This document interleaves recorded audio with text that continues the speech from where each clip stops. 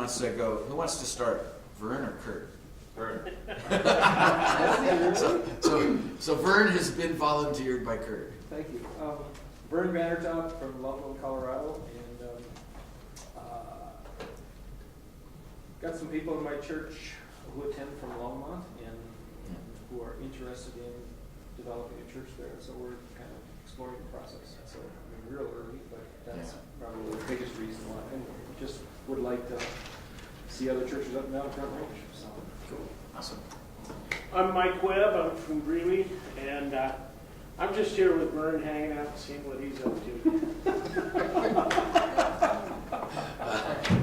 You know, I've been in that seat before. Dangerous, probably. It's a dangerous place to be. I'm Pat Mulcahy from Milwaukee area, Grafton, Wisconsin, and we'd love to plant some churches. It's kind of our dream, so I figure I'm going to learn from all of you guys. So There you go. yeah. I'm Dave Anderson. Introduce you. Okay. We're out of Columbus, Ohio, but we're church planting in Milwaukee, in the city, and and we're here. We've been in Milwaukee for a year, a little over a year. Awesome. So I'm Rebecca Anderson, and as Dave said, we're church planting in Milwaukee, and we're hoping that some of you will let us know how to do this thing. We're hoping to generate some wisdom from your experience, so that's why we're here. I'm Michael Gatlin, pastor in Duluth, Minnesota, and I think that you have me to thank for the wonderful weather in Colorado. This is what we're used to. I feel so at home that it's in single digits. This is so cool. There you go. Cool. My name is Luke Garrity, and I'm a pastor in Wisconsin, and I'm here to learn and talk about church planting as well. I'm Ronnie Higuera. I'm with Palisade Vineyard, and basically I'm hanging out with these two guys from Grand Junction. And coming to learn some more and see what we can gain from that. I'm Carly Riefenberg. I'm here with my husband David. We're from El Paso, Texas. Wow. Yes. He grew up in the mountains of Denver, and so this is home to us. Our daughter's part of the HOI with Michael's group, so that's fun because we're getting to connect with her a bit during this time. We've missed her for the 2 months so far, but it's so exciting for her, so we're happy to be here for family as well. So. David Riefenberg, often called Reef, and we planted and pastored a church in El Paso, Texas, and can't get enough church planting, so love to be part of it, be in a room full of people that want to figure it out together. So, glad to be here. I'm Bob Clifford. I'm from Grand Junction and just want to learn about church planting. I'm Kirk Yamaguchi from Canyon View Vineyard in Grand Junction, and we're kind of a hub of the western slope of Colorado. We would just love to see more how we could plant churches in small communities out there. That's sweet. Well, Jay will be with us shortly. I came on purpose without much of an agenda because I really wanted to kind of hear from you guys what would be helpful and what you'd like to talk about, and, what would kind of scratch the itch of the stuff that you're wrestling with and messing with. Hey, I want to introduce one other guy, the guy over there on the computer, Corey. Corey, why don't you tell everybody who you are and what you're doing here?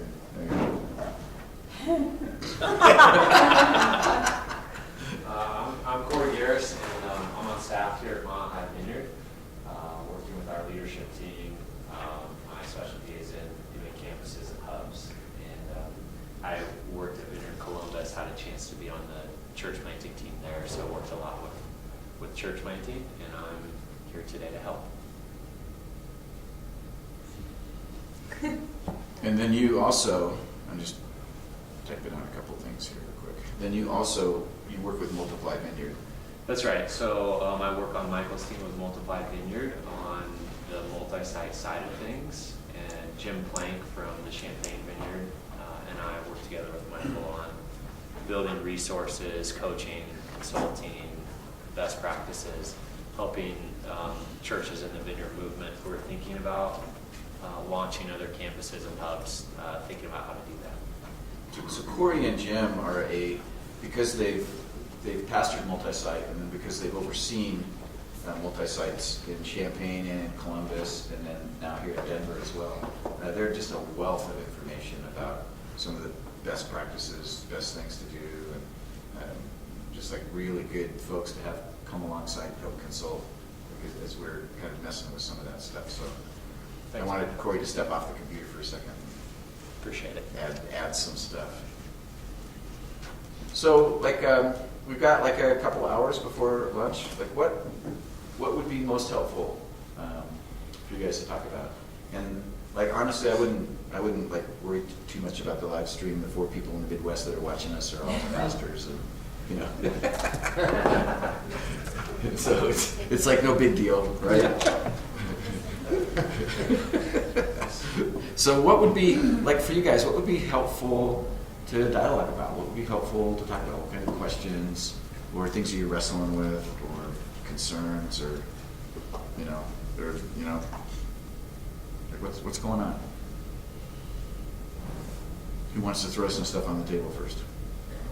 I'd like to talk about good ways to connect between people who want to plant churches and churches who want to plant, and I don't see the communication process. So when you say people who, can I just ask a couple follow-up questions Sure. to make sure I understand that? When you say people who want to plant, meaning?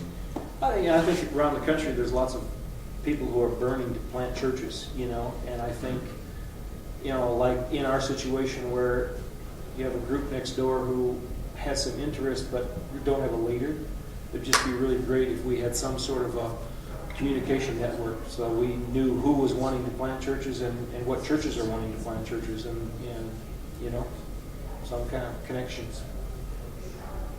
That's good. Yeah, I'd second that, because we've run into that problem Yeah. too. That'd be great. That's excellent. Cool. Somebody else?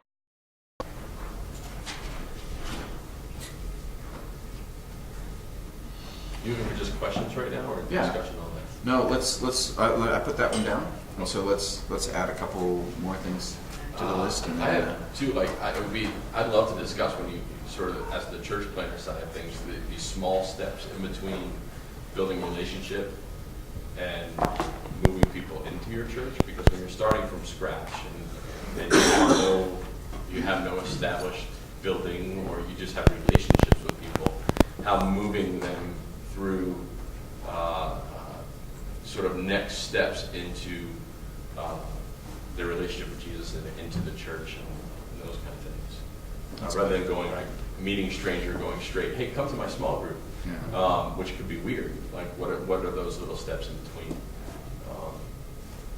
Then the other thing I would be interested to find out is when some of you decided when you think it's appropriate to go do a public service. What's your idea? Yep. Cool. Let's throw out a couple more.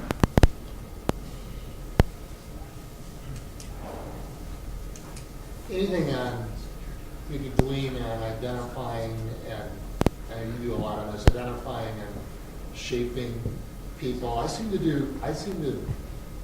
can pick out the people I think would be great. I seem to have trouble getting them to the point then where they actually buy in and do it. And I know you have a lot of fall off on that, but there's maybe there's ideas we could glean that would help move them to where you're really catching people, giving them the vision, and releasing them into church planning. Yeah, that's excellent. That's good. I'm wondering if there's any possible way there's some kind of training program, like a residency program for Sales here. It's like slow pitch. But I think it would be good to talk about the residency program that you created with Vineyard Institute. Yeah. As a way for local churches to train up church planners. I want $5 later. That felt really good. Oh, you're awesome.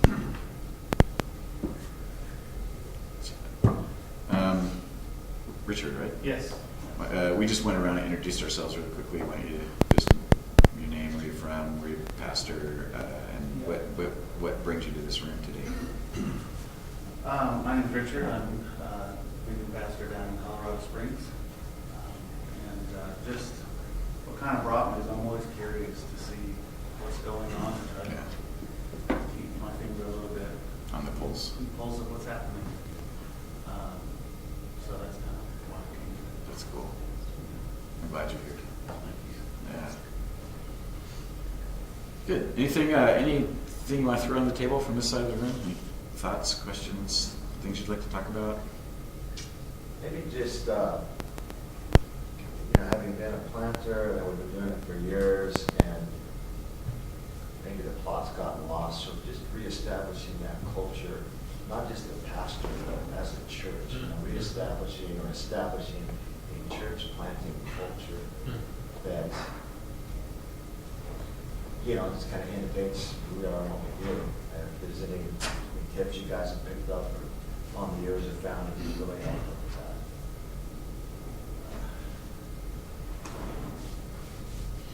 That's good. That's good, Reef. Thank you. Anything else? Anything else come to mind? I think it would be good to just touch on the small town and the Yeah. multi-site component Yeah. partnerships.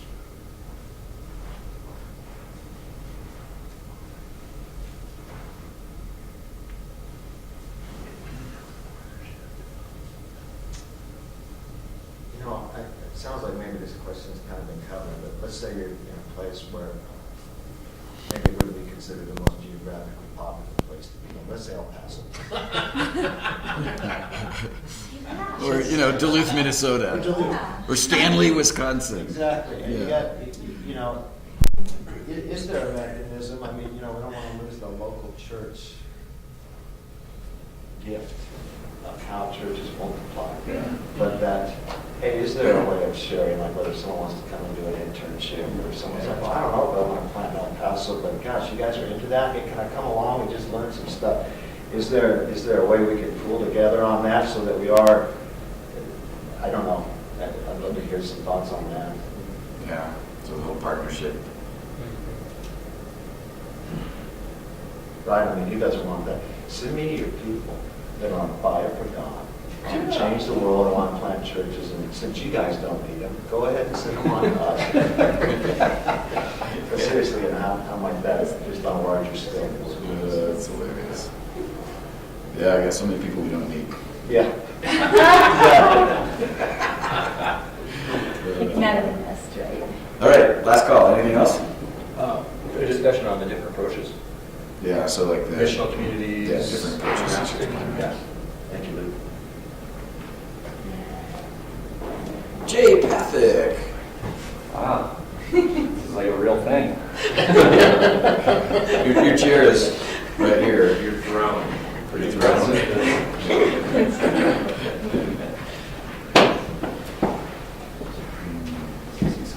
Well, I think maybe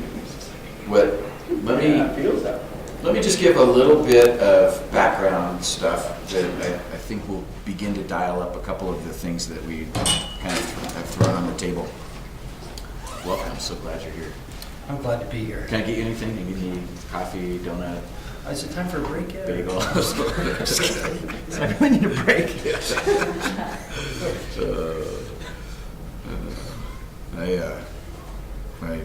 I want to say that I'm responsible for the really cold weather. It's no doubt. I want to know that. I'm blaming you. Yeah. I'm glad you've owned. That's good. You've taken responsibility early. So in the past couple years, in kind of trying to help oversee Vineyard church planting, around the country,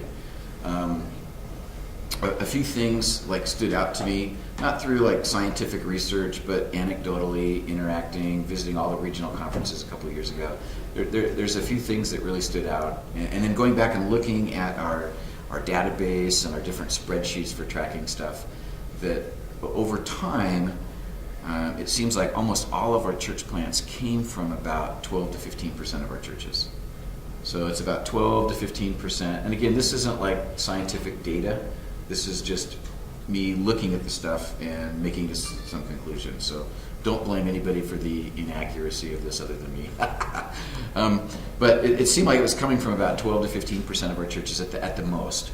And that it seemed like it was a lot like the small groups in our church, where very few of the small groups, 10% of them, would actually reproduce.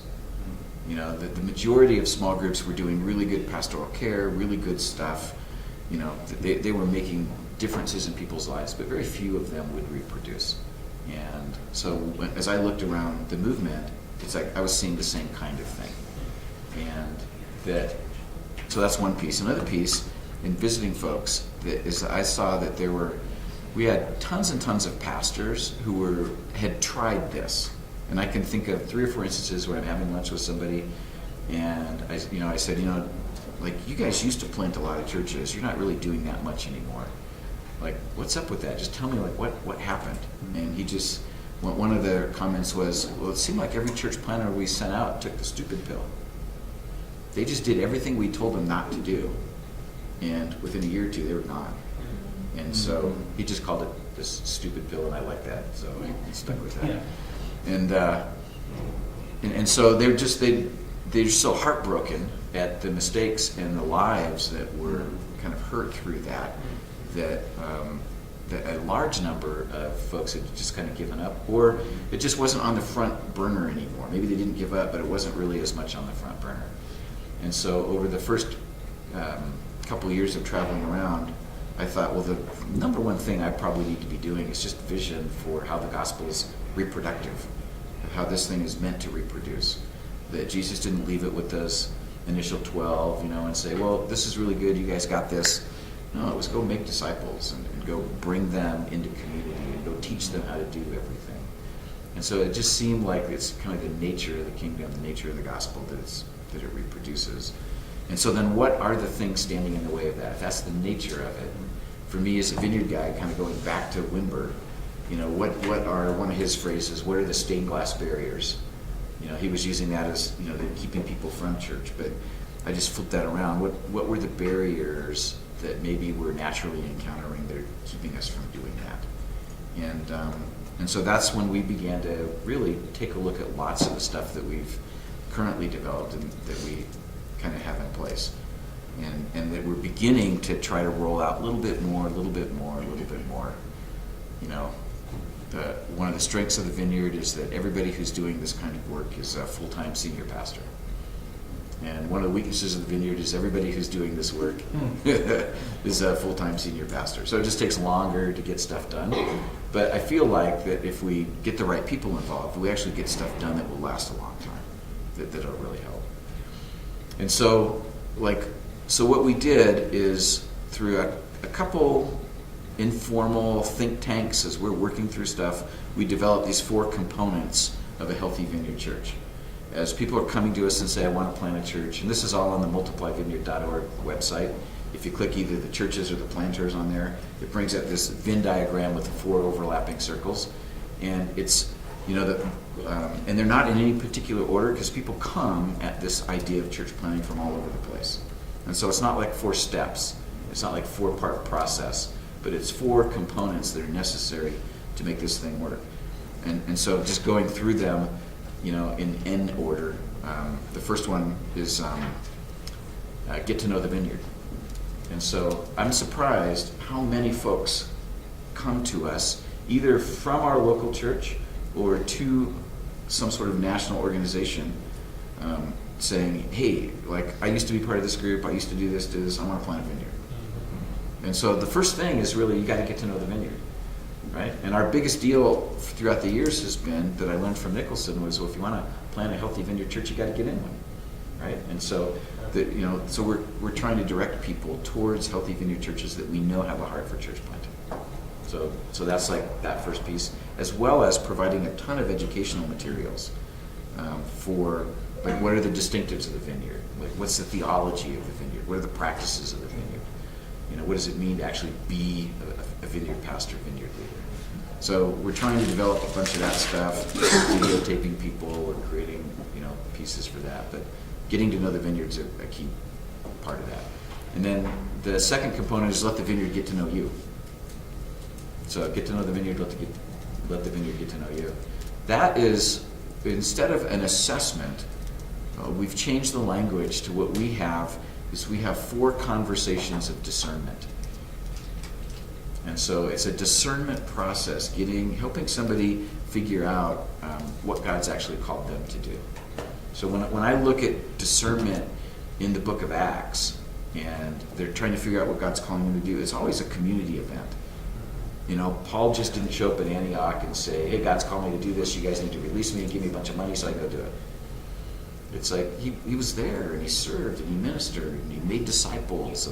And then, so just providing like these tools for these 4 conversations of discernment is like a really big deal. And for lots of folks that have begun to use that, they found that incredibly helpful. In there's 2 or 3 different assessments. And so along the way, as you're helping potential planters discern, there's assessments in there. And what we've wanted to do is not tell somebody just yes or no for church planting. What we've wanted to do is say, you know, when somebody comes to us and they say, I want to do ministry, that's like this gift that God's given to us as a local church, as a movement.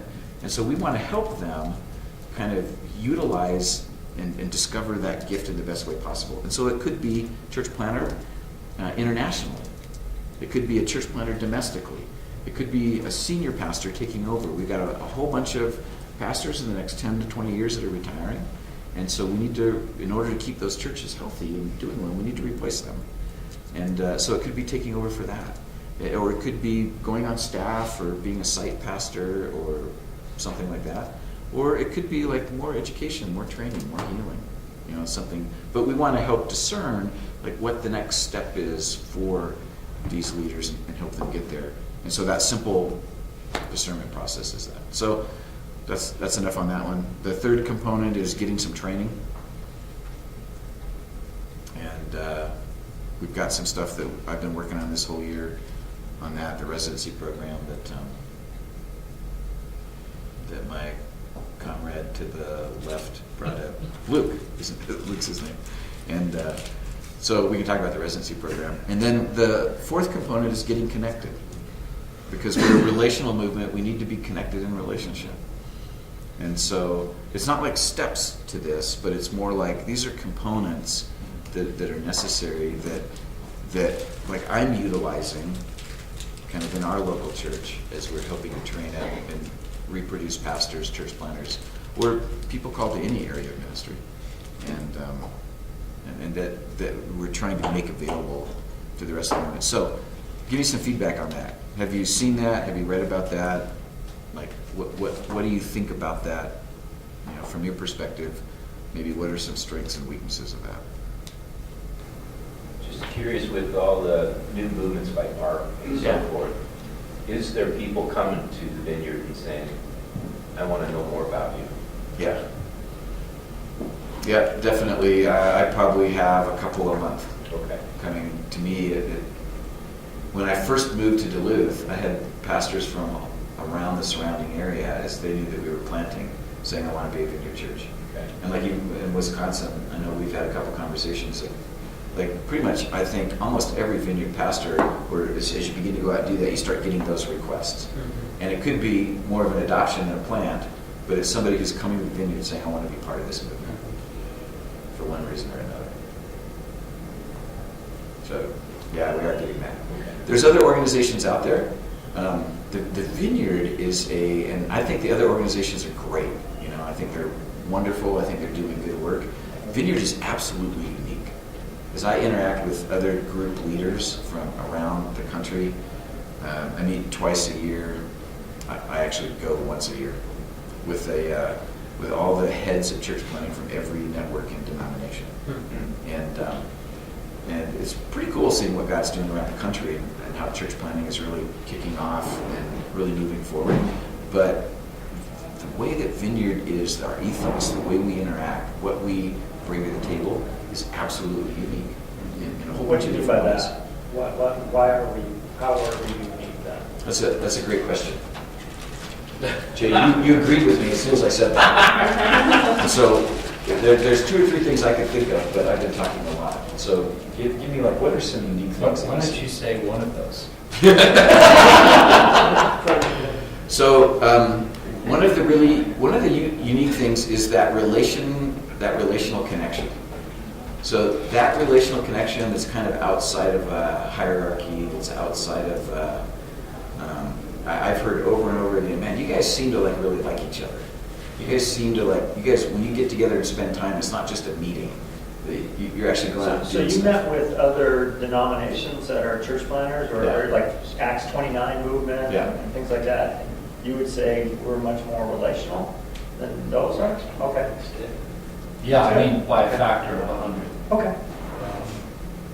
Yeah, I mean, I think that, yeah, I mean, yeah, my little experience, I haven't probably has as extensive experience as Michael, but my experience of, why are you laughing? Why are you laughing? Never mind, go ahead. Yeah, I think, you know, I have people often ask me, why am I in the movement? And I always point to a couple things that I think are really unique. One being, across the board, top to bottom, side to side, I think that Vineyard pastors love Jesus more consistently than any movement I'm around. That's it. I mean, that's like a really simple thought, isn't it? I like it. Like down the line, I think if you spend time with any senior pastor in the Vineyard that you want to talk to about your life, have somebody pray with you, listen to your heart, discern what God might be saying. Top to bottom, side to side, front to back, that's a Vineyard pastor. That's it. I mean, and I don't know about how you think about what kind of tribe you're in. I'd like that to be Amen. the key distinctive of my tribe. Yeah. Now, other one tribes are maybe brought together by any number of functional realities. Some are financial functional realities, some are missional, some are structural. Some are wired around gifts, maybe, for example, like leadership. You know, they're like just great leader types that just drive and make things happen. So for whatever, and frankly, I don't know that that's consistently true of the Vineyard. I mean, you know, we might not have like people are just going to light the world on fire every time they do something. But I just believe that every single Vineyard pastor, literally anywhere, it doesn't matter the size of their church, how long they've been doing it, they're people that just have a dedicated, unique affection for Jesus. And they listen for God, and they pray. And I think those of us who have been in the Vineyard, we take that for granted. But all you got to do is go to another Vineyard or another pastor denominational meeting somewhere and just engage people in the lobby and just watch the amount of just stress and agitation that fills up. And so I have the same experience. When I talk to my pastor friends, they go, "Oh man, you're going to one of those pastor things at the Vineyard. Oh gosh, doing your time, huh?" And I'm always like, no, it's actually like as fun a thing as I enjoy the leaders in the Vineyard 100% of the time, even when I don't know who they are. And so that gives us a unique place, I think, in this thing called the body of Christ, and specifically the ways we engage in the cities we're in, the ability we have to network and engage others. We have disproportionate influence for our size because of the kinds of people we are. When you look at just denominations, I mean, there are thousands. I mean, some are like tens of thousands of churches, and we're like 600. Is that what we are in the U.S. now? Where are we? 580 something. It's hard to figure. It's going like. Yeah, whatever it is, we're nowhere near anything that would have a denominational weight that we actually carry. I get to go and be in all kinds of rooms with people doing stuff, and every time if I say, "Oh, I'm a Vineyard pastor," they come aside and go, "Oh, I'm so glad the Vineyard's here. Such an affection for the Vineyard." And that's just disproportionate influence for size and weight, and frankly, just even the size of our churches across the board and whatever. Like, it's because we seem to attract and build a certain type of leader that's relational and invested in deep personal life with Jesus. And then we're structured in a way that we can be catalytic. All you have to do is interact with so many different other pastors and denominational structures and how hamstrung they are to actually accomplish it. 15 committees, and though they get finances that come down towards them, those things have strings attached and barriers. They have to run through the maze in order to accomplish anything. What it takes for so many pastors to move the needle just a little bit is like a lot of energy internally within their own structures, within their own denomination. I say all the time, I've not one time had a vineyard ask me or make me do something or prevent me from doing something. People always ask stuff like, well, what did they do? Did they call you and say, you can't do that? Or you know, who would they be exactly? I actually don't know who that would be. Like, I am they. Yeah, I'm the they. I don't know, And it's amazing how many guys, gals in different structures go, wow, I can't even imagine what that would be like, to have that level of just that people have confidence in my ability to lead, that when I lead, I lead. Now, of course, the flip of that is there's lots of people that are built for a structure. They want to manage, they want someone to do their retirement for them, they want someone that can make sure their building's going to get paid if they can't pay it or whatever. So those are disadvantages, right? Like, you got to pay to put your bill one way or another. And in the Vineyard, we've decided to pay that we're going to trust and empower, build strong relationships, have low fiscal, tie, so that those who are on the edge can do what they want to do. And I think that attracts another kind of leader, a catalytic, somewhat crazy leader. So that those who are looking for a sure bet, they're professional ministry people, aren't going to be as attracted to us. So they come out of a system that's highly professional with lots of money. I have it all the time. I sit down with people and they go, so Mark's offering such and such, this denomination. They'll just become what they need to become to get $500,000 over 4 years or whatever. And they go, what does the Vineyard have? I go, you got me being your friend, I don't know, that's what I got. And that's it, that's what you get, and they go, oh, well, but how does the structure, I go, this is it, what we're doing right now is what you get, and then we do things, and you're invited, and, that's it. That's what you get. And a person who's on a professional ministry track isn't attracted to that. And I don't know. That's good and bad, right? Yeah. That's good and bad. The good is, again, across the board, every vineyard leader I'm with, they love their city, they love their church, they feel called to do what they do. That's it. There's no other game to it, I think that's pretty beautiful. I like that. And you feel it when you're with vineyard pastors. And the amount of just collegiality of sharing and blessing and serving one another. I've never called a vineyard church and asked for help by way of a document they have. I heard you have this thing. Could I see it? People, we just steal from each other, and give generously to one another. These are all things that I think we could take for granted until you sort of pick your head up and look around.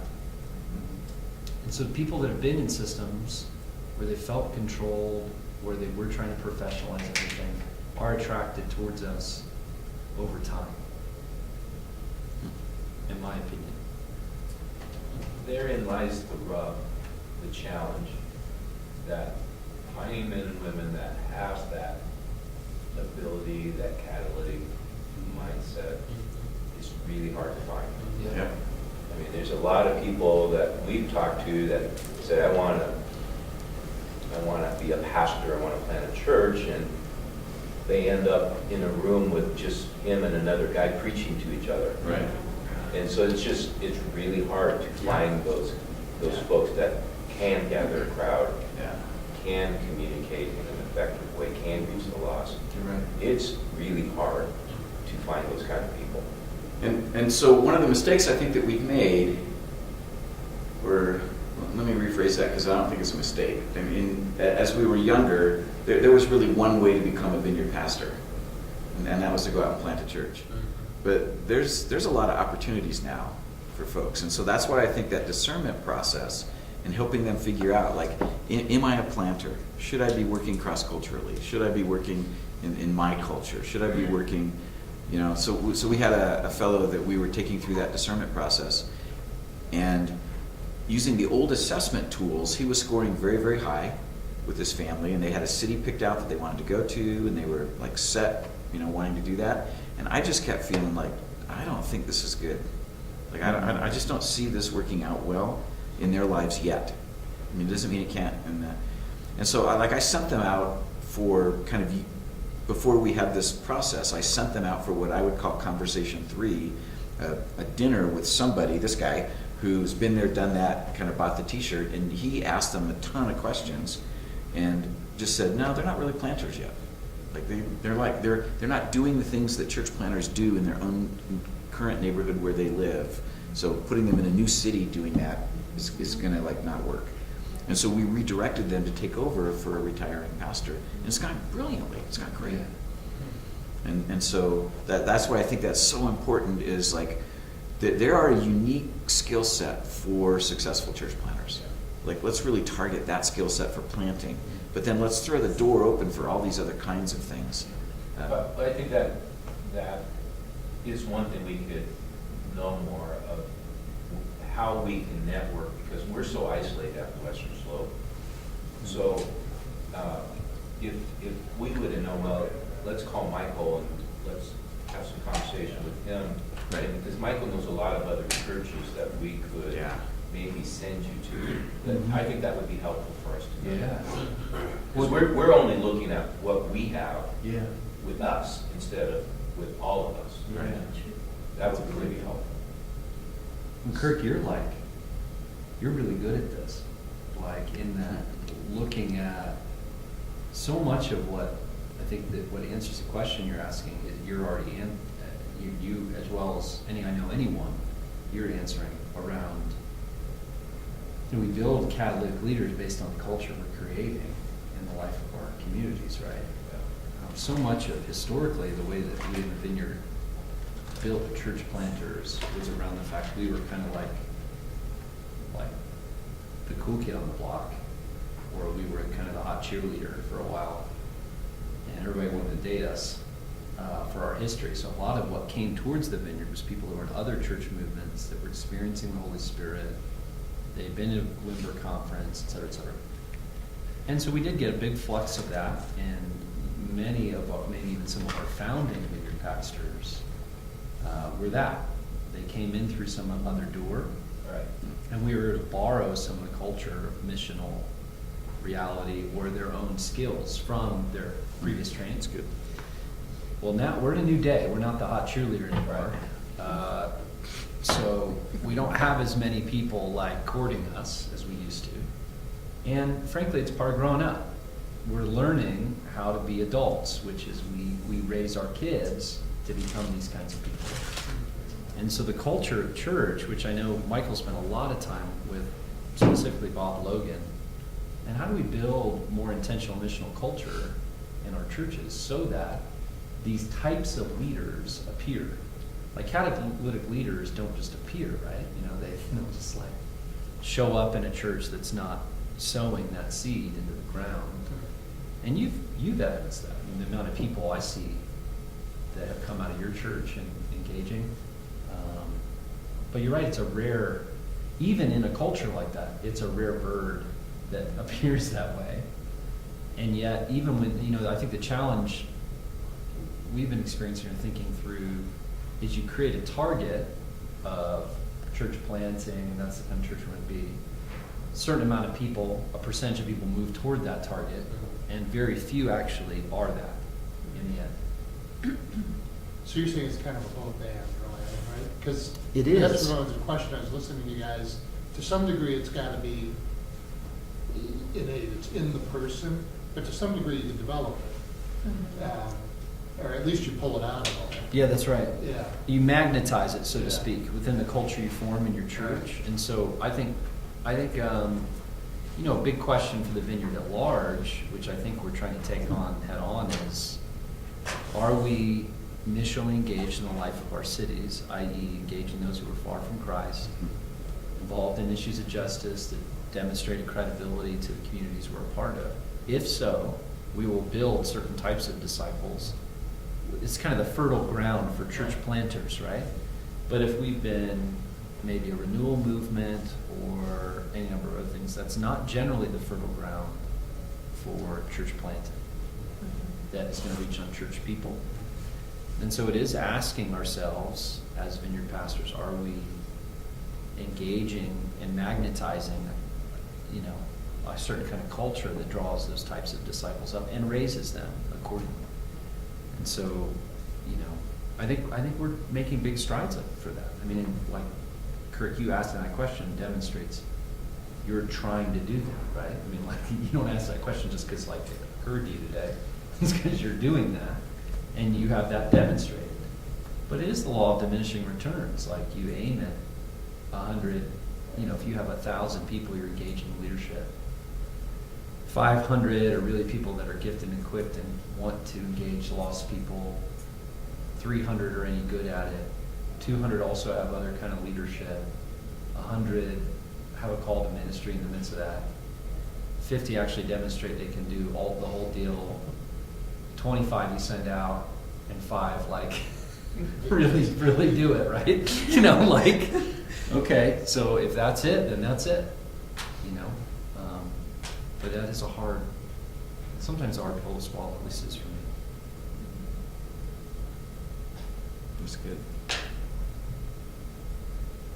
So for me, what I just took away from a couple of things that Jay was saying was that, creating that culture, like what do we do to create that culture, like in our own churches, that's going to help us identify and then begin to train, raise up some of the catalytic leaders that we need to do that. Because if we're just, to use like a Phil Stroud term, if we're just waiting for them to parachute in from other seminaries or other churches or other groups, then that's just not going to get us very far. And I think our best pastors, our best church planners, are like in our churches right now, or at least in our cities, and they don't know Jesus yet. I think that those are our best ones. Probably our kids' church. Yeah. So it's our kids' church, it's our youth groups. Church, yeah. It's the kids who are getting in trouble in the city. Yeah. And leading other people to get in trouble. The mischief makers. Yeah, and the encouraging thing is that's not a church size game either. I was just talking with Caleb Maskell, some of you might know, about, he came out of Rand's church in Chicago. And like Rand's church, the Hyde Park Vineyard, has such like a footprint of leaders they've sent all over the country, church planting, leading, as they were tied to the university. And I don't know the size of Rand's church, but it's never been like a really big church. But their influence, because of a commitment to developing a certain kind of culture and leaders, is pretty dramatic. I mean, the amount of people that are around the country I bump into that had to stop in Rand's church, where they got tooled up and engaged people who were far from Jesus, and had prophetic leadership, got all the things we are in the Vineyard. It's pretty nuts. So what's fun about thinking this way is it isn't also a size game. Some of the other things we think about in training can become challenging, i.e. the programs we want to run, and then you need sufficient staff and facility. But this kind of culture question, you can have 40 people and be really intentional in shaping this kind of culture and be training and developing certain types of leaders. I mean, that's what Jesus did. There were 12. He did pretty good with 12. It's a small church. So that's an exciting thought to me. I think that's what we're starting to figure out. So as our church grew, one of the things that I saw is the leaders that we were developing were leaders that could run our system. Like they could run church. They could run small group. They could run weekends. They could do that stuff. But as I had stepped out of the gathering stage and really interacting in the community a lot and begun more to manage the system, I noticed that all the leaders that we were training could do that. And we were no longer training leaders that were interacting in their neighborhoods, that were leading people to Jesus and beginning to disciple them. And so, like, we had to make a real distinct change, and we're still in the process of doing that, but a real distinct change in, like, what, if we're going to send out church planters, then, like, I've got to have a culture or a way that I'm actually training them up to do church planting kinds of things, or immerse them in that culture, like even in our, even in our context of a larger church.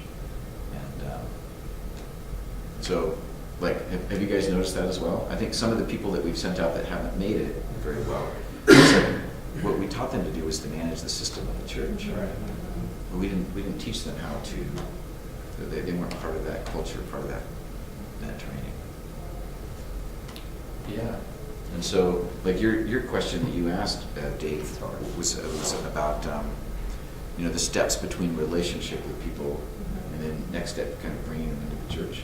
It's like that's a key component that somebody has to be able to do, not just managing them once they walk in the front door. Right. And so, like let's tackle that question for just a second. Like, for a church planter, or for somebody like in like our church in Duluth, what are some of the steps for, like, they're building a relationship in their neighborhood, and then they're beginning to invite that person into a discipleship process? They're inviting them. When I say into church, I don't mean into Sunday morning. I mean into, like, a discipleship life change process where they're being formed like Christ. So what are some of the steps that we've used to do that? Like, what do you guys think? With DJ and Vanessa and Durango, the one thing I had to do with him in the beginning was change his mindset, because he came from a big church. So he was thinking, as soon as possible, I got to have a church service. Yeah. So I said, dude, don't even think about that for at least 2 years. So just to take away that pressure was a freeing thing for him to say, okay, I just want to build relationships and invite them over to their house, have gatherings where we're just building community with that, and it's really working. So I think just that initial taking the pressure off to have a church service is really important for a church planter going into a new community. Yeah. Can I kind of second that with sort of a question, because that's kind of where we are right now. So we've got kind of these group of people who have been following Jesus for a long time, and so there's like a momentum piece with them. Like, we want to see movement happening with our eventual church, and we're pouring most of our energy in building community and just having parties and hanging out with people. So we've kind of got like two things happening simultaneously, and it's sort of trying to find that tension of, you know what I mean, how do we keep our people who really are committed to what we're doing, even if they're not necessarily like gung-ho like we'd like them to be, but they're making huge efforts, they're putting money in, they're putting time in, so we kind of keep that momentum moving with them, pastor them well, but really keep pressing into the community without, exploding or like falling too much to one side or the other. So that's kind of where we are in that weird kind of tense place, and not knowing, like, do we need to lean in a little bit more toward this group and building momentum and moving toward that public service, or we just need to keep doing what we're doing and having parties, hanging out with our neighbors, doing a lot of connecting with groups in the city, already doing a lot of cool social justice things to build up that credibility. And because both things are happening, there's momentum on both sides, but I sort of feel like we could just keep doing that for a long time. Do you know what I mean? So when is the right time to pull the triggers? Or like, or just start to, how do we sort of mesh this a little bit more? Because we've been throwing these monthly parties that keep growing and growing, and I'm like, we could just keep throwing great parties. The parties feel like church to me. But I'm kind of like, when does this start to kind of make some sense? So can I ask you a question? Yeah. So if Sunday is not an end, but it's a means to an end, Okay. what is a public gathering do? Tell me what that does. Like Sunday public gathering, like the church public Yeah, gathering? whatever tension you're feeling Yeah. around, should we have a public gathering? What does that accomplish? Why would you ever have such a thing? Why does anyone ever? Maybe Yeah, it's a better question. right. And then, what would it do within this context? To have a public gathering right now.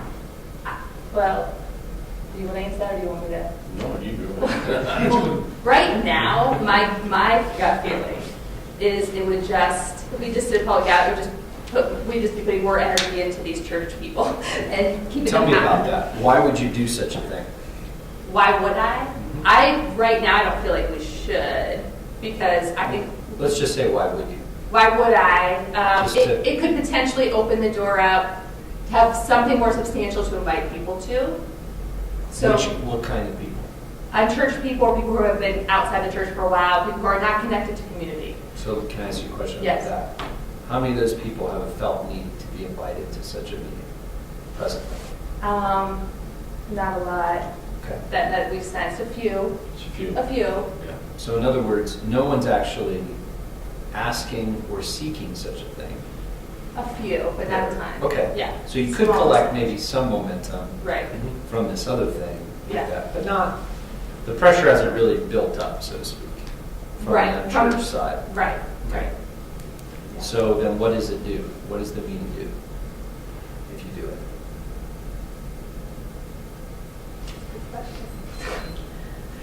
I mean, like I said, I think the meeting is something a little more substantial to bring people into, to like have in place. The people that are with us, it gives them a little more leadership potential. Yeah, so creates a context for serving and leading. Right. That's nice. Right. Okay. That's a good thought. It provides, even on a very practical level, a little bit more for our kids. We have a handful of kids that Great. aren't really getting a lot right now. Yep. So we need kind of some more. So things feel fairly chaotic for families, specifically probably small kids. Exactly. So Or wouldn't it be even great- like school age and like, we have like a family that just started kind of joining us just through random connection, and they've kind of school age, heading to middle school age, and she's kind of like, yeah, I need a little something more for my kids kind of thing. And Great. again, we're not even public, so we don't have any of those systems in place. No, that's great. You're creating the pressure you're trying to alleviate is the question. Yeah, yeah. So that's good. So you would have a better family-oriented process. That's good. What Yeah. else? I think service. I mean, I think we could grow a little bit more leadership. Like we may attract some already followers of Jesus Yeah. who want to be part of something that's on the move, that's new. And what's the something? What are they going to be attracted to do? I don't know. I know where we are in Milwaukee, the churches, Milwaukee's an area where it's just like a lot of old school, like Lutheran, Catholic, just really religious kind of things. Yeah. And people are maybe hungry for something that's a little more like movement, Great. engaging culture, a little more experience of the presence of God. We're kind of hungry for that. Good. We may be drawing some of those people that may then kind of be part of more like what we're really energized for, engaging community, good. really connecting, serving outside. So we don't have a lot of those kind of people. Yeah. So it may just kind of advertise a little bit Send to a draw some signal. of those, Yeah. right? Those are all great thoughts. Yeah. And I think what's hard about everything you do at church, Yeah. and the larger your church gets, the weirder it gets, in that you stop asking these kinds of questions Mhm. because they just start feeding on themselves. Right. You don't remember, what are we doing here? And you start jamming everything into it. But at your Right. stage, you have an incredible opportunity to say, you want to create the problems you solve. So what is a Sunday solve for us? What problem are we solving? Most church planters aren't solving a problem with Sundays. Mhm. That's what you're addressing, DJ, right? You're saying, Sunday doesn't solve a problem you have. Nobody you are engaging is going, you know what would be great is if we could get together and sing songs and listen to you talk for 40 minutes. Zero people thinking that. Now, however, if he begins to grow them as disciples, followers of Jesus, or should experience the presence of the Holy Spirit, or they wonder what that's like. Like, how do we do that better? Man, well, a Sunday solves that. That's the problem he solves for those people. He starts to create a context where it's really clear, we're articulating about Jesus, we're experiencing his presence. Worship a lot enables us to do that. You probably, I mean, I think in theory, we're doing, all of us go to Sunday service and run them because we think they help. I hope we think that. We're not just sort of like in some kind of system where we don't remember what we're doing. We're just build a culture where that's the only thing people know how to do. The biggest danger is the one you kind of confess to, which is, I think we'll accommodate these people. Yeah. Do not do that. As soon as you play that game, you're stuck forever. Yeah. If you can resist that and say, listen, if we do a Sunday, when we do a Sunday, the only reason that exists is so that we can create a context where we grow together, alleviate some pressure, we build leadership, and we're helping people discover life with Jesus. If that's not what you're doing with us, then you're not going to like us. So some of the tests I would want to ask are any of those people at your parties? Are they doing the hard work of engaging people that are far from Christ, i.e., are they experiencing the values? And that's the tension. If they're not, it's two separate groups. Well, if they're not, then you're going to burn those people around sooner or later. Yeah. So better to like start to coach them into who you're trying to be now through the context we're doing, as opposed to placating them, because they're going to be mad at you sooner or later. Might as well make them mad now by asking them to be a part of what you're doing. And they might catch it. They might catch the momentum of what the Holy Spirit is calling you to do. Yeah. But the placating game is a dangerous game. P.S. Whatever size church you are. But if you're a church of 500, that's a dangerous game. But it's extra dangerous now because you're setting DNA, you're setting culture right now. And culture is worth everything. So I think the danger when we frame these questions is we believe a Sunday is an end in itself, and it's not. That's why we're planting churches. We realize that all the other Sundays that are ends in themselves aren't accomplishing what we think God wants to get for the city. So that's why we showed up, right? And so I'd be curious for you said your party feels more like church. Yeah. And so, and I'm not tag teaming with Jay on this, I think he just answered that. If you could expand that. Yeah, I I think for us, the parties, we call it the alley party, we block off the alley. It keeps expanding and growing, and now it's like open mic stage and everything else. But there's community happening there.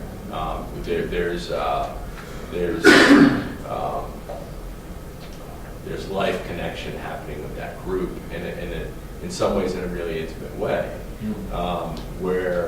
so it feels like church, really, where our small group that happens to meet on Sunday, it feels a little bit like, hey, we're coming in and we're checking the box. We've got church, we've got our small group now that we started midweek, check, and they're not totally engaging in community. Part of it is that they're located all over the city, mostly in the suburbs, and we're in the city, we're in the urban context.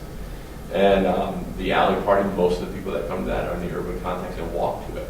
So there's a lot of community happening. So it does feel like church. And that's why the one thing I talk about is those next steps. For me, it's like that the alley group, as we walk, I'm constantly thinking about the little next steps with those people, because that to me feels like that's our church. And we have sort of this small group of people who are committed. They've had Vineyard in their life at some point, and they found us, and they tithe, and they show up, and God bless them. Yeah, seriously. like you said, as a church planner, you're like, from Vineyard, this is what you got. And so when you've got people showing up and saying, hey, we'll I can come do a little dance on Wednesday for an hour. There's some reality to that, but take the dancing bear. But the party just feels more organically grown and community coming out of it. So how do you think you create the problem of these people wanting to hear about Jesus? Let's aim low. Yeah. What would it look like for you to start to create the appetite for a 10-minute experience of you saying something interesting about how they can experience Jesus? in that context, like open mics going, and you say, hey guys, you just grab a seat, I want to share something with you for 5 minutes. Yeah. Well, it's totally doable. I mean, we even. So you think the appetite's there presently? I think for some there's definitely an appetite there, and I think there's in the context it's definitely it's a group that would be engaged in anything that you would do. I think there's enough relationship with us that they're attracted to that right now. But what they don't really see is it's really Jesus that they're really attracted to. So you're trying to figure out how do we articulate that? Right. Where they don't immediately put us in the church box. Yeah. Because in if that. you're standing in an alley, like with everybody having a beer, and then you, Right. it's going to be hard to get in the box. Right. But they might figure out how to do it. You're right. Yeah. So it's. I mean, Yeah. Yeah, that's what I'd be praying about. I'd be praying, because again, like, we all love this thing called church for a reason. It's changed our life. We experience things in a 30-minute song time, and people don't have an appetite for that. And so we either have to say to ourselves, they don't have an appetite because this thing we're doing is dumb, and we've just been sort of like psychologically conditioned into it, like, you know, in a way that we're broken in our brain. Or, no, it actually does work. It does help. This is actually what helps humans be better humans as they discover life with Jesus. But there's some gaps in there. Sundays are usually people are already somewhat interested in Jesus to enjoy it. And no matter how cool we do church, it's still weird. So, okay. So we just assent to that. What are some of the other, without apologizing for what we love, right? What are the other things that would help these people begin to process some of those experiences in a form that they would realize this is what I really want? Right? Yeah. So I wonder how you would do that. That's what I would be praying about. Yeah. Would you dare risk allowing anybody else from the party to share what's meaningful for them? Oh, absolutely. No matter how devilish it might be? Oh, yeah. Yeah, why not? Yeah, we did the It's already big, happened. yeah, we did a big conversation couch thing. Dave pretty much did it in this music park venue thing they have near our house, and it was, they spin the wheel and you sit and talk about life's big questions, and that's, you know, all sorts of interesting Oh, stuff it's great. came out, yeah. We have a neighborhood concert every week, all summer long. There's a couple thousand show up. We set up this big orange couch, big sign that says conversation. We got it from soulpancake.com. And spin the wheel whenever they land on, we sit down and have a 5-minute conversation. And no strings attached. We're just having a conversation. And then we try to do, we call continue the conversation at a coffee shop the next week. Great. And really, I don't know if anyone else got anything out, but we really engage who our community is, who we have in our neighborhood, what their struggles are. You know, I talk to everything from atheists to people in open relationships with multiple, you know, married with in a relationship with other people, and really engaging conversation. Yeah. But what's powerful about that isn't just the effectiveness, which it may or may not be. It's the value and the culture you're forming in you and what you're intending to do, the people that are with you. You know, so it's trying to integrate all of that. Right. So that you don't just have this random group over here like waiting, like, and so when are we going to be a vineyard? That's right. And instead to say, this is us being a vineyard. Yeah. Yeah. You know, so this is it. If you're not here, come here, let's do this. Yeah. And that's hard to do. Yeah. That's just hard.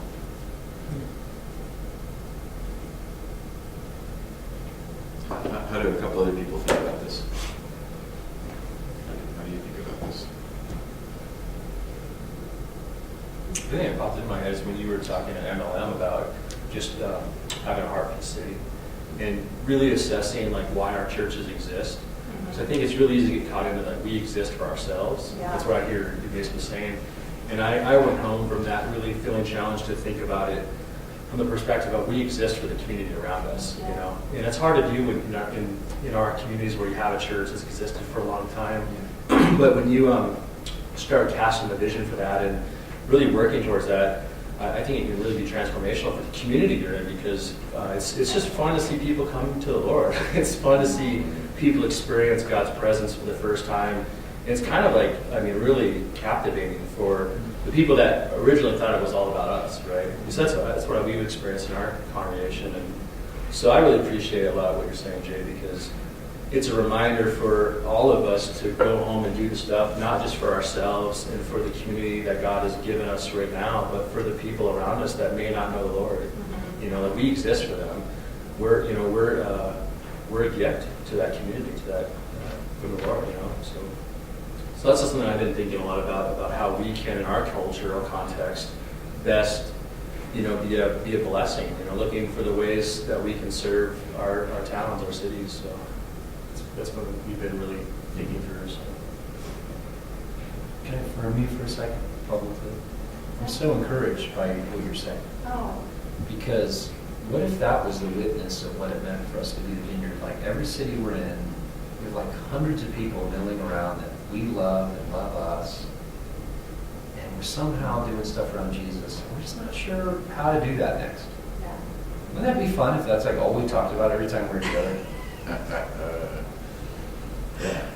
Yeah. I would love that, because I just like that's what I'm doing most of the time, so it's sort of encouraging to think that that's what I'm supposed to be doing. That's the right That's call. exactly what you're supposed to be That's the doing. right call. Yeah. Everybody's got problems. I tend to look when I find myself in that situation where I've got these two groups that are doing, and they seem to be different. I always go back to, you know, the thing Jesus told us to do is to go make disciples, to make really good. What does that look like? Yeah. What does it look like to be? How would I know if I made one? Then how do I go about making them? Right? Because there's obviously something I can do.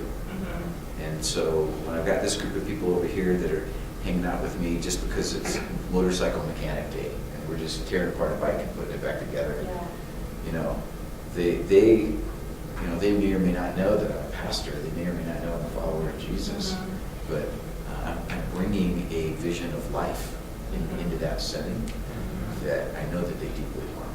Yeah. So what kind of things have you done? You said you transitioned kind of because you recognized the need. Because I can see us being at the point of needing to do that again now. And now we're 16 years in. We started very missionally focused. I'd say now my energy is absorbed in managing, running the church largely. So to turn that, what kind of things did you do? So the first thing I did was I just began to recognize, you know how you do that yearly census form for the Vineyard? And one of the questions is how many people came to Christ, or however it's stated. And for 4 or 5 years in a row, I'm like, I don't know, 20 or 30. You know, seriously. Like I could think of, I could come up with names, but you know, the church had grown and I wasn't actively involved. And one year I was just fed up with my answer to that question. And so I interacted with a couple other pastors.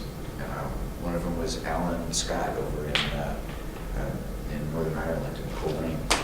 And they were seeing lots of people come to Christ. And so I just said, hey, give me two biggest things.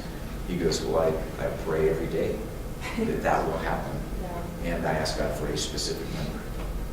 And I go, well, that's cool. So I thought, I'm going to start praying every day that would happen. And along the way, I felt like God said, how many do you want? Right? And I didn't do what Jay did when he got asked that question by God. He just said, all of them. Which that would have been smart. That would have been a good answer. I'm trying to figure out. I go, well, 25 would be kind of lame. 500 would be kind of too big. But what if 100 people, what if we as a community can participate in 100 new people coming to faith in Christ? What would that look like? And so I just began to ask God for that every day. And throughout the course of that year, every time I was praying, he would tell me what to do or what to stop doing. And so it began to rearrange my calendar. It began to rearrange my priorities. It rearranged how we did staff meetings, because we had a small staff at that point. I mean, it began to rearrange all that, just that simple thing of me praying every day about it. And so I come up with a whole list of things that it rearranged, but I think if we just begin to pray and ask God for that, then he begins to do that. Because isn't that kind of what you experienced as well? as you begin to just pray and press into that. And so I just think that's really the big thing for me. And then there were things that popped up where all of a sudden I'd be interacting with somebody, and I felt like God would say, hey, this is what you've been praying for. They'd be like, oh, I should stop. I shouldn't just leave right now. I shouldn't just go about my business. I should change what I was doing. And story after story after story of people that I was interacting with. And then as I'm telling stories about that, other people, like the group that are the Christians that are kind of coming around, they begin to hear those stories and they're like, oh, that's what I signed up for. I want part of that. And the ones who wanted it got engaged in it. Yeah. So, I don't know, does that answer? Yeah, that's great.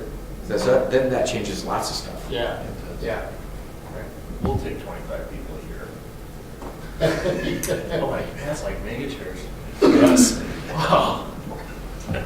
How far are you from Milwaukee? I'm totally kidding, we'll take 500. Yeah, we're, I don't know, 4 hours? North? Yeah, north. Oh, okay. Yeah, we're Stanley and Chippewa, Eau Claire. I love that though. And at the end of that first year, we were able to document 97 people came to Christ. That's awesome. And it's like, sweet. I didn't count it a failure because we didn't reach 100. I figured there were probably 3 or 4 out there I didn't know. Maybe another 100. But one of those things was, at one point in my prayer, I felt like God asked me, well, how would you know? Like, how would you know if anybody came to Christ today? Question. Yeah. Well, that's a great question. We gotta start figuring out how to talk about that. And then along the way, I felt like I'd heard Rich Nathan talk about, pulling the trigger in a sermon and just presenting that. And I found in myself, I would get right up to that point as I'm preaching or as I'm talking to somebody, and then I would stall out. I would just 100% of the time feel like I know everybody in the room, I'm just not going to go there. And I'd walk off the stage, or I'd walk away from that conversation, and I'd be like, gosh, Gatlin, you are such a wimp. This is crazy. And so I started reading, I started listening to people, and I'll never forget, for 3 weeks in a row, I gave a really great invitation to respond to the gospel in our community. And as I got done preaching, nobody responded 3 weeks in a row. And then finally on that third week, on Sunday afternoon, one of the gals who, she had been our bookkeeper for a while, and as the church grew, she couldn't keep that role. And so, but she called me that afternoon, and she said, I had just led my dad to Christ, in the hospital, and I used exactly what you said. I didn't know how to do it, but I heard you 3 weeks in a row do it differently. I just used one of those with my dad in the hospital, as he's dying, and I led him to Jesus. And I'm like, that's one. Yeah, we got one. Yeah, and it wasn't me. Yeah, that's right. But it's I took the risk. So it's tons of little things that begins to change that culture. I don't know if have you read that horrible little quote from Dallas Willard, borrowed from the business world, that says, your current system is perfectly designed for your current yield. Yeah. That's a horrible thought. Because even what we say when we say, I've been stuck in the system of the church, that's an interesting thought. But the harder thought is what is this system actually producing? And how am I contributing to that? And or as a leader, what is God asking me to do to change that, right? So Michael's describing how his heart got messed up in a way that he just started forcing everything to change from his place, right? The staff begins to change, what he does on Sundays. He starts to just ask from the front. He starts to create new expectations by way of creating problems that then the church has to adapt to solve, and people just start to move and tack with that leadership, right? Was it 2 times ago, were you here, Corey, we had a baptism where everybody signed up? We had a baptism signed up, and we had nobody signed up for our downtown hub. So we came to the meeting, everyone staffed me, just said, I guess we're just not doing it. I said, no, we're doing it. They went, that's dumb, that's really awkward. There's going to be water and nobody be baptized. That's a dumb thing to do. And I said, no, this is a value. We are demonstrating our value. don't worry, I'm going to spin it into vision. I'm going to say, I want everyone to imagine who you want to see up here next time. Begin to pray for them. What? That's awesome. I want to go do that. Yeah, so we are putting a metric on the calendar 3 times a year because that's what we value. We believe our system is designed to create culture and training for people that don't know Christ to come to Christ, and these baptisms are harvest times. So if we go, we don't just not walk out into the field. It's harvest time. We're walking out of the field.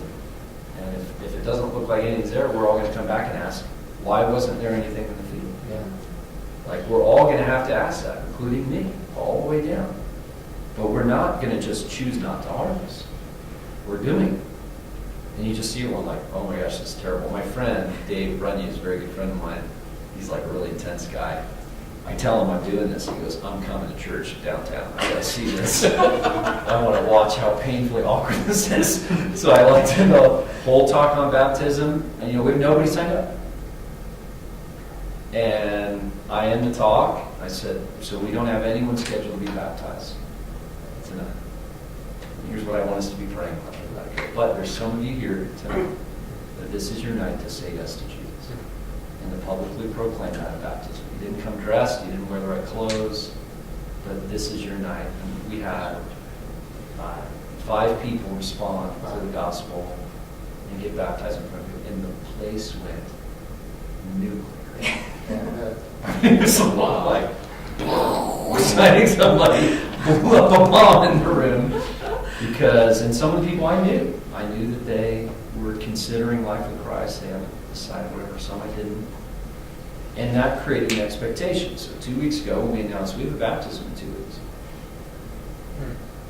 The whole room goes, oh, it's on now. Here we go. Okay, we're going to pray. I'm going to get people here, And so what does that do? You're creating a system. It creates an expectation. It creates the right kind of pressure in the right places that we leaders have to evaluate over time. What is it we're doing? How do we measure that? I love the way you said that. How would I even know? Yeah. But that creates some awkward moments that we as leaders have to be willing to walk towards. So Dave, what would you have to do between now and July to have a baptism in the alley? It's funny, as we're talking, I'm like, you need to get a big trough. And we need to put it in the alley. He's already put it in a bubble in the works. We're going to put and now my you're alley in a adding water or bubble pool. next month. We need some money, dude. It's going to be awesome. Climate controlled Get those bubble. in your small group people. I'll buy you a trough from Flea Farm. Okay. You're on. You buy the trough, and he's got one already. Put your date on the calendar. You gotta paint it like really colorful though. You gotta We've been artists. decorating it. Yeah. All right, you give me a trough. I'll do it. July when there's no snow. After the ice melts. That's Yes. right. We'll get it streaming. We'll get it streaming. There you go. That's awesome. Okay, Vern, I wanted to tackle your question about connecting people who are burning to plant churches and churches who want to plant some kind of connection. One of the things that we talk about in the Vineyard is our relational connection stuff. But one of the things that sometimes can feel really lacking for us as Vineyard pastors is kind of connection and being connected to a wider deal. Yeah. And so, like, I think that's kind of a hole in our system. I think it's a hole in our relationships, and I don't know the best way to solve that. I got ideas, and I've tried a couple things that haven't worked as well yet. I got another thing in the works, but I'm just curious, like what are some thoughts that we have about? There are places like Duluth. We are regularly training up pastors and church planners, but I don't hear around the country. And I'm pretty well connected, and I don't hear about all the places that need a pastor or that have a team ready to go. Mm-hmm. So, like, what are some ideas, or what are some possible solutions, or like what do you guys think about this? You think there ought to be able to put together a website? You think you ought to be able to. Yeah, you think there'd be something to work. I mean, it's like we got a dozen people sitting in Green Bay that get pastor for. Yeah. And the thing just keeps kind of sliding down, so you can't get one up there. It seems like such a good census question. Do you have a plan for retirement? What year do you imagine you might retire? Yeah. George, do you have a place where you want to plant a church? And do you have somebody to do that? Yeah. You know, and if you have the first question and not the second question, then that ought to, somehow get People earmarked. thinking. That's Yeah. right. Yeah. So some census questions. Yeah. But then you would need a way to access those questions. Yeah, they're displayed somehow. Yeah, you need a way to get to it. And currently our database is on a computer. In Houston, it's not accessible unless you're sitting Like a little box. You have to get that desk. So, but couldn't you have a website where you have like, hey, I'm a church planner, I'm talking about where to plant, and you could also have people saying, hey, we're sitting here in Green Bay with a dozen people, and we're looking for a pastor. So we put together a great forum. It's multiplyvineyard.net. And it's a great online forum where that can take place, and some of that has taken place. Yeah, okay. But a forum only, like Facebook or like Twitter, only works if people are actually getting on there and using it. And I'm part of an online motorcycle forum that's just for like the, I forget what it is, 18,000 people who own the exact bike I own around the world. And we're constantly, like I've learned how to totally tear my bike down and put it back together on the forum. And I can go to almost any city in the country and lots of cities in the world, and I can find somebody that owns my bike that would help me like put it up for the night and change tires. And so we built a church planting forum like this, multiplyvineyard.net, where you can go do that. But people just have to get out and use it, and that's been a problem. We have a few people using it. So if we wanted to do like a campus, do like a video campus where we're looking for someone that's a good networker, good pastor, but not necessarily good public speaker, that would be great for leading a campus. Would that be something we could tap into? Absolutely. So when we think of, this is something that Luke dialed up earlier, when we think of Vineyard church planting or Vineyard multiplication, the reason I changed the title, is think about 5 things. Think about a classic Vineyard church plant, which is just, what we're used to when we think about that you go grow that thing up. But then also think about like, a multi-site model, whether it's video or live speaking, but it's kind of connected to, let's just call it the larger campus or the mother church, financially and legally, and you've got some stuff there. We have currently, I think we have a couple of those right now that are becoming their own churches, which I think is kind of cool. That they've grown over 4 or 5 years and they're becoming their own churches, doing a good job. Think of another one as, there's been for years the whole cell church movement, or after that house church movement, now missional communities. There's been a lot of that going on, and we have several Vineyard leaders that are doing what I would call aiming at missional communities, where they're not just trying to do a house church where that's all it is, but they're really trying to reproduce in neighborhoods and stuff like that. We've actually got a guy who's in our church who's doing that. He's connected to Duluth Vineyard, but he's like transforming an entire neighborhood with that. And then we've got some folks that are like standalone with missional communities. But we want to be able to count that. We want to be able to call it what it is, but we really, that's an aspect of Multiply Vineyard. A 4th aspect is what I just grabbed the name Missional Outpost. And it's somebody who's like, they're Vineyard through and through, but they're starting a bakery, or they're starting a coffee shop, or like, what's the guy's name in Southern California on the coast? Don Sorrentino. His name is SC, his last name's SC Arantino.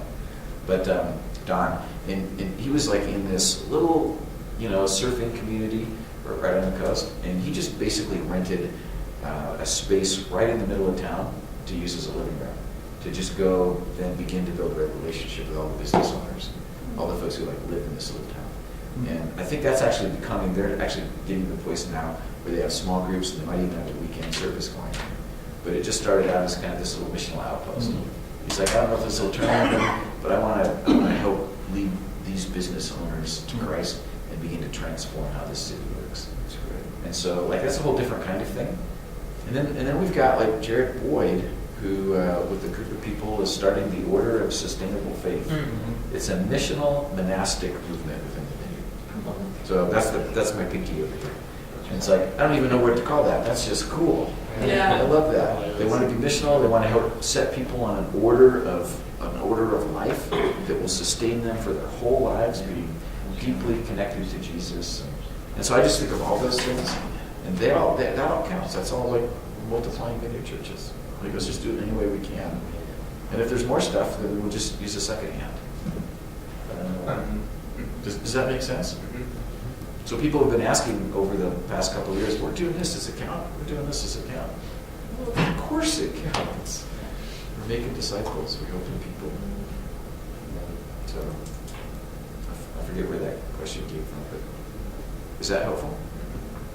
And I think what's happening too with the more that these ideas are getting out is that more people are starting to connect into partnerships and because even in the Small Town USA partnership, I kind of thought it was going to be all missional communities.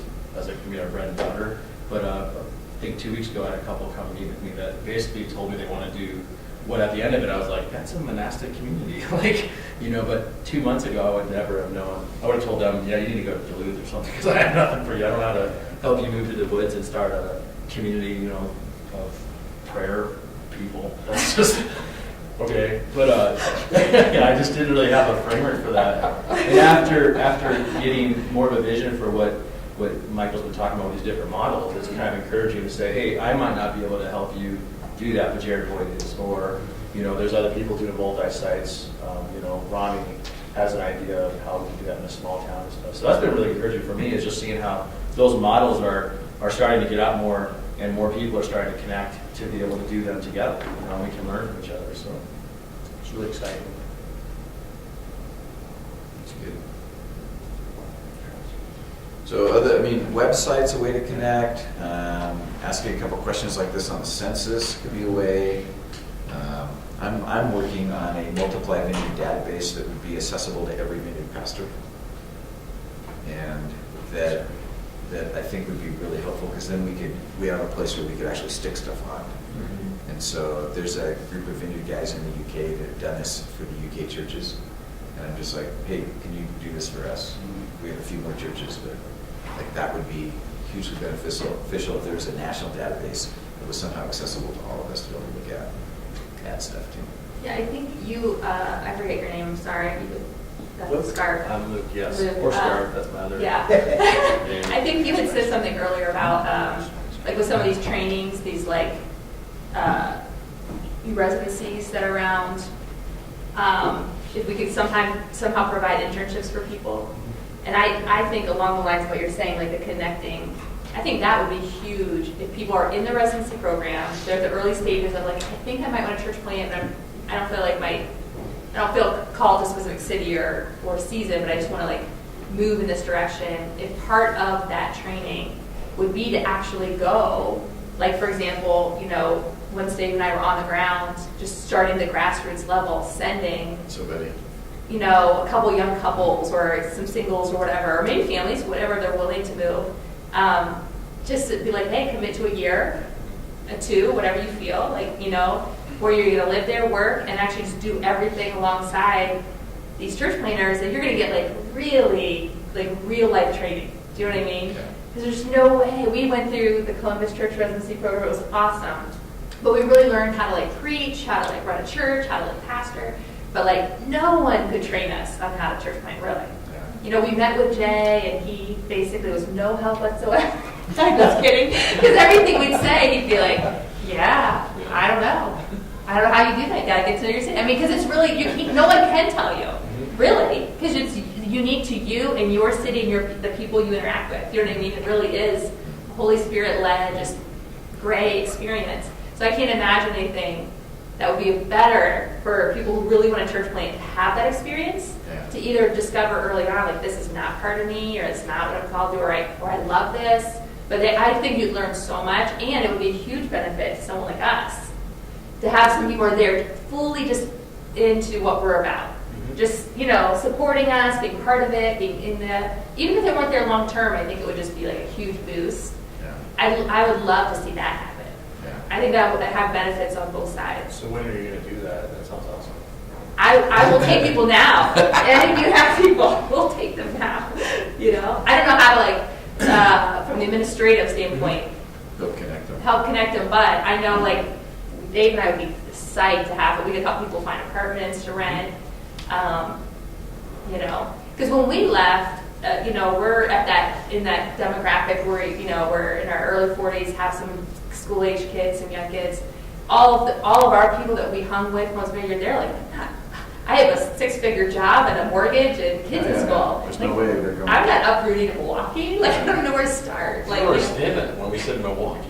Yeah, I thought they would just jump on. Yeah. Should have. So I think that would be a neat thing to see happen. I think it would be smart too. Yeah.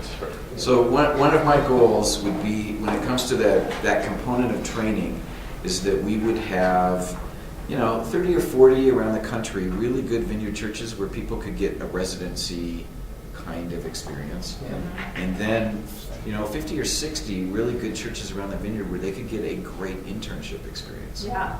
And that we've signed up together and said, we are going to provide great, pastoral / church planting internships. And then here's the requirement kind of for that. If you're going to do that, here's what that means. Here's like the minimum base requirement if you're going to be providing that kind of thing. And so we're just starting out with the residency thing, which I think could really be helpful. So have you guys heard about it at all? And so let me just give a really brief deal. You can read more.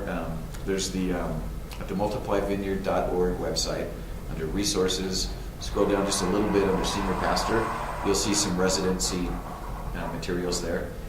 We've connected it up with VI, Vineyard Institute, as kind of the distribution arm.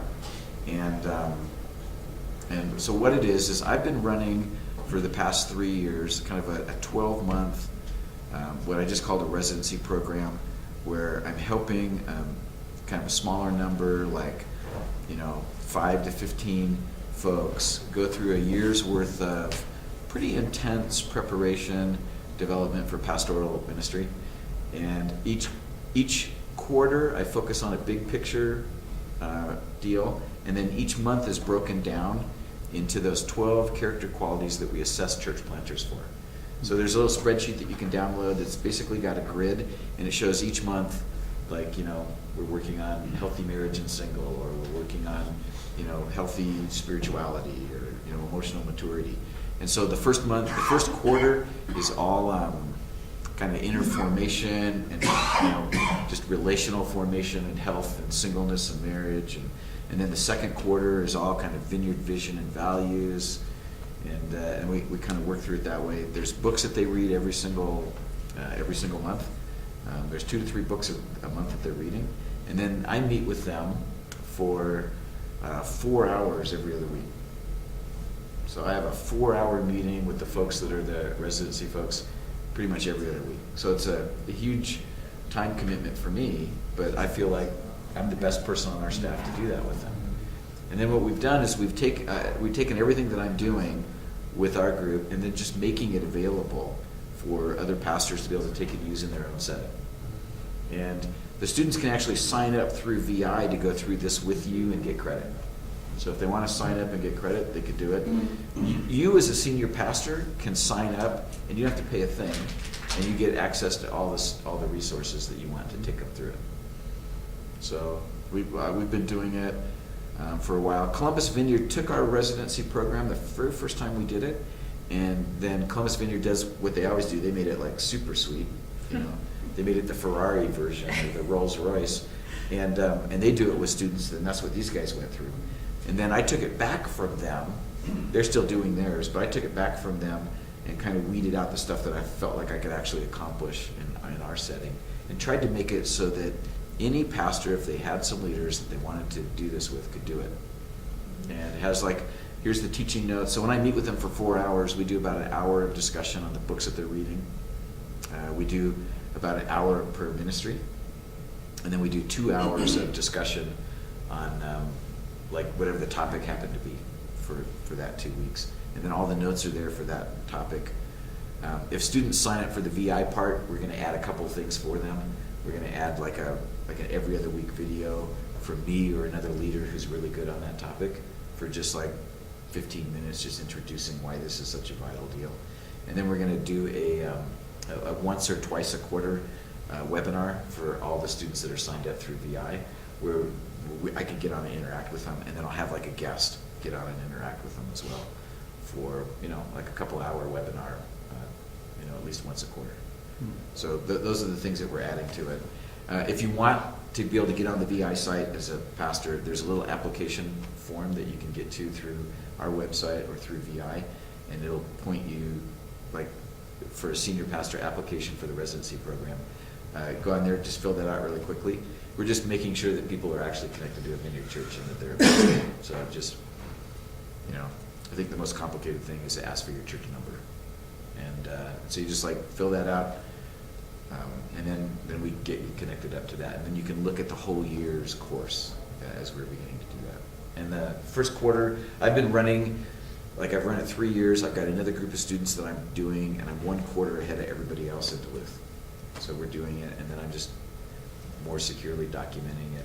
My hope is that it becomes a little bit of a wiki course where you guys will take it and you'll add stuff to it, and you'll make it even a little bit better than what I'm doing, and then everybody will benefit from that. And then all of us that are running it can then add stuff to it, or even if you're not running it, but you have stuff that you want to add to it, like then you could get on, you go there and go, well, here's a piece you could add, here's something you could do. So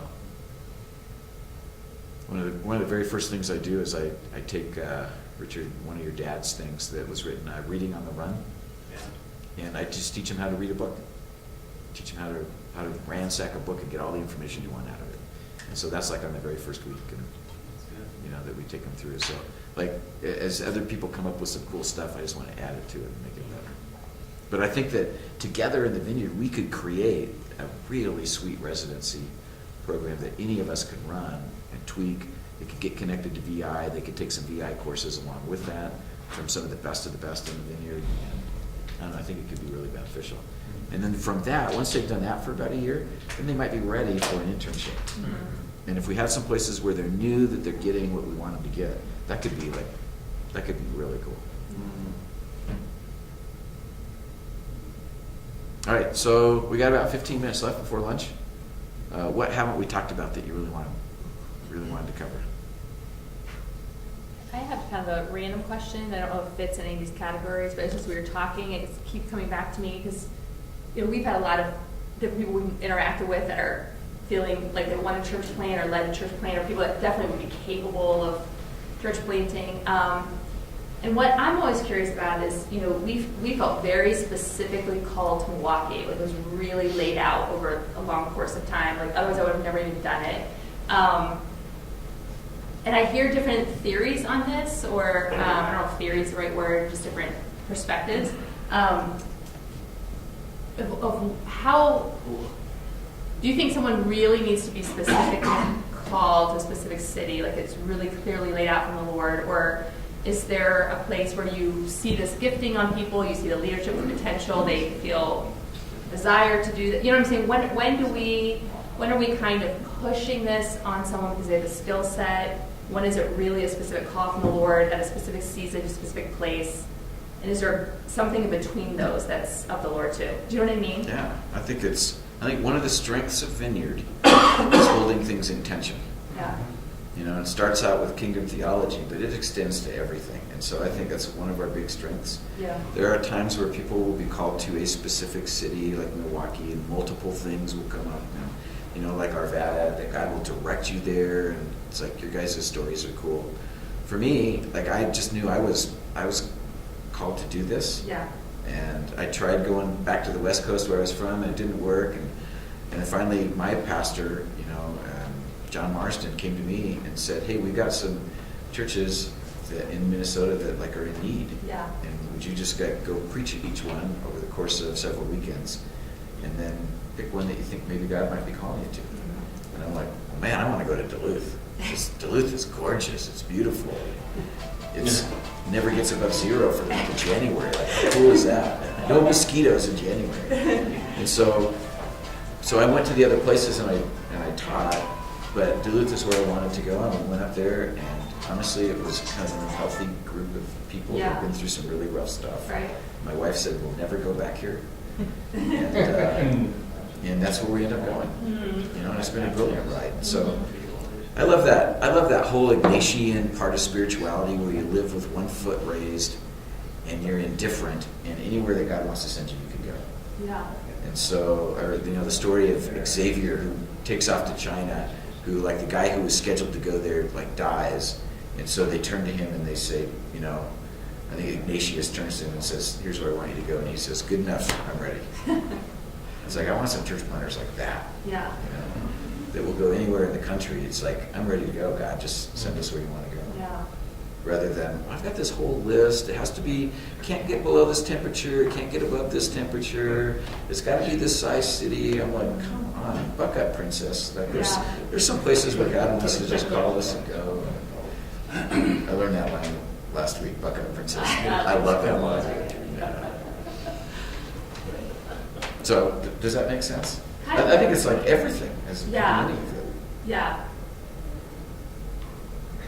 Yeah, I know as I've been processing it out with some people, they're just kind of in a place of like, I'm really unsure whether they're supposed to go to this specific place. They're just, you know what I'm saying? They're not sure if God's spoken, and yet their community seems to be on board with them going. They've shown themselves really faithful to the Lord and how they've served and their skill set. And so just even in processing that out myself,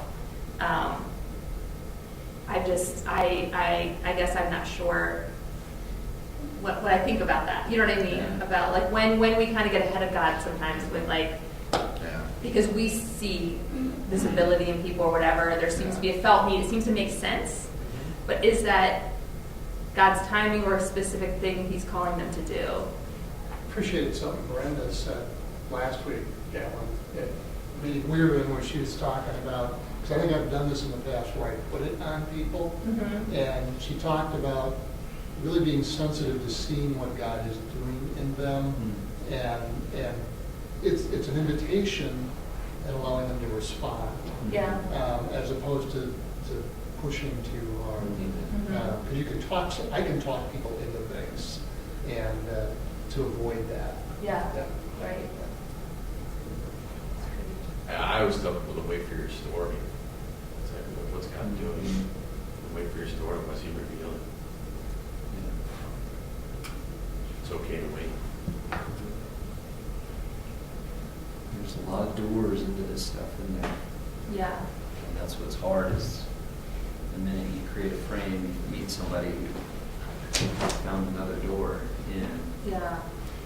But anecdotally, you start to experience, you know, I think people are generally called, when I talk to plant, people think about it, they're either called to a place, a people, or a model. It's usually their first door. So sometimes they see a place, and they say, that's where God, that's where we're supposed to be. Other times they're called to a certain type of person that they're looking for in certain different cities, you know. So, gosh, we have a real heart for an urban core type of whatever, recovery, ministry, or a model, right? They say, and we just see church working a certain way. And you usually need 2 of those 3 to click to be able to pull the trigger. That doesn't even speak about aptitude, like can they or should they? That's a whole nother conversation. But assuming that, which is a big assumption, you know, if they go, gosh, we have a heart for, you know, Asian refugee immigrants that engage a certain kind of city, and we can see what kind of church we could imagine having. Well, that shrinks the pot, so now they know what they're looking for. When they have none of those 3 or one, it tends to get kind of confusing. That's general, that's just anecdotal. Yeah. But there's a lot of, and you know, calling in general is a really hard thing to think about. What does that mean? Because if you actually take whatever models we've created and then you put those back into the narrative of Scripture, you discover apparently most of the people in Scripture didn't think what we thought was important was important. So that's a problem. Yeah. So it's just asking that, right? Like Paul, well, how did Paul decide where he was going, what he was doing? It seems like he had a pretty clear model, Yeah. and not necessarily a sense of place, because the Holy Spirit directs him in a couple different ways. Abraham seems to be called to a mission before he's really clear of the vision. The call is leave, and I'll show you where you're going to go. Let's try that one on. You know, like, yeah. We see people operating in exile in certain ways that we wouldn't necessarily want to make a model out of. Right. But apparently God's was in it for them. So anyway, those are difficult, you know. So it's whenever I'm talking to planters, they build their little frame and they say, show me one person in the narrative of Scripture that would mirror your framework. You go, no, I don't know. I have one. Oh, that might be a problem. You might just want to think about that. Like, so. I think so. I think Michael's had enough. Hey, just was sensing that. I think it'd be cool if we just prayed for each other. Well, all right. Yeah, I know that you might not be. I'm not really. But I'll pay your thing. So I don't. I was just more about structure. As I was sitting here, I just felt like Lord was just, you know, there's a reason why you guys are all here. That's right. You know, like I think what I'm sensing and what I'm hearing from your hearts is that you guys want to see churches planted. You know, that's like something that's awesome, right? So I just want, if it's okay, I just want to pray for everybody here too. And then, you know, if you maybe want to put your hand on the person around you, just let them know you love them. We'll just pray together. Yeah. And so, yeah, Holy Spirit, we just invite you to come right now. Well, I just thank you for these leaders, these people, Lord, these men and women in this room. And I just pray you bless them, Lord. And I ask that you continue to just stir their hearts to see, Lord, people coming to your kingdom. Yes, Lord. Lord, to do the stuff, to pray for the sick, to speak words that you've given them to people, Lord, and Lord, just to call people into your kingdom. Yes, And Lord, I also pray that you would give them just fresh empowerment from your Spirit to raise up leaders and to recognize leaders, Lord. And Father, we just pray that this meeting would be a gathering where we launch into the next stages of our lives, God. Yes, Lord. And I pray that out of this gathering, Lord, there be churches that are planted and leaders that are raised up, and Lord, healing that would happen in the communities that we are a part of. And Father, I also pray, just because there's 3 women in here, Lord, that there be also more women that are raised up in this movement to pastor and to plant churches and to lead. And Father, we pray for youth in our churches too, that you give us vision to begin planting seeds and sowing and seeing the next generation of our churches step into their callings. So we just invite your presence into those things, Lord. Yes, Lord.